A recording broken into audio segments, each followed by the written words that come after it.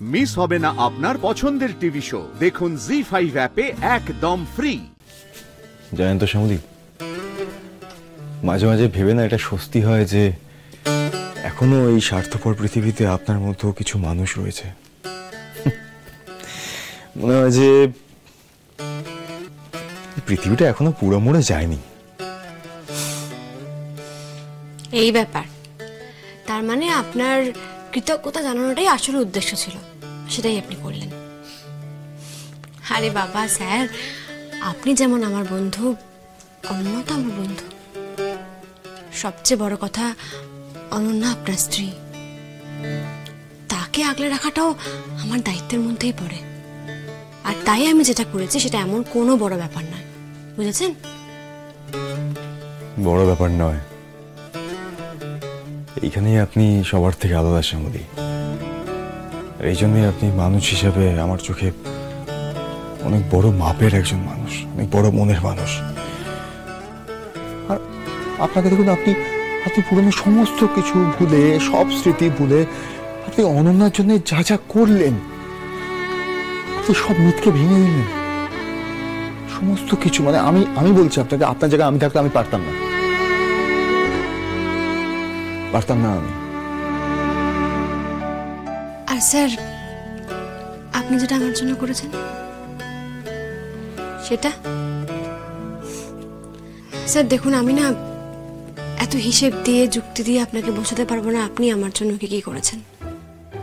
এই বাড়ির প্রত্যেকটা মানুষ আমাকে খুব ভালোবাসে, খুব আগলে রাখে, তবুও কিন্তু তারা দিশারা হয়ে গিয়ে একটা সময়ের পর আমাকে অবিশ্বাস করছিল।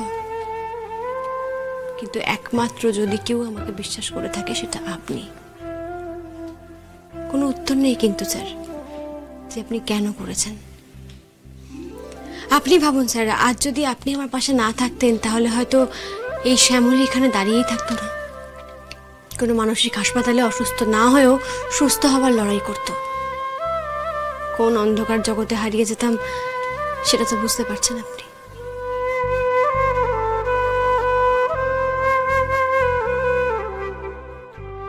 সেদিক থেকে দেখতে গেলে আপনি আমাকে আবার একটা নতুন জীবন দিয়েছেন স্যার। তাহলে এবার আপনি বলুন তো, কৃতজ্ঞতার পাল্লাটা কার দিকে বেশি ঝুঁকলো?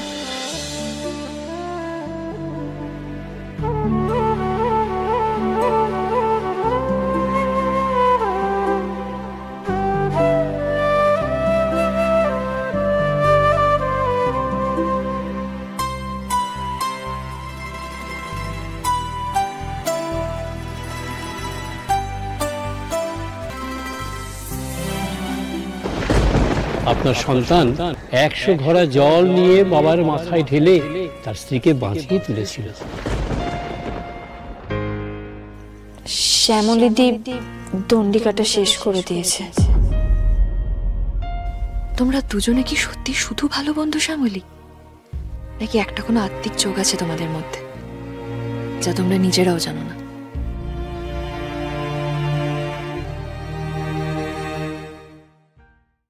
জি5 ডাউনলোড করুন আর সব এপিসোড দেখুন একদম ফ্রি।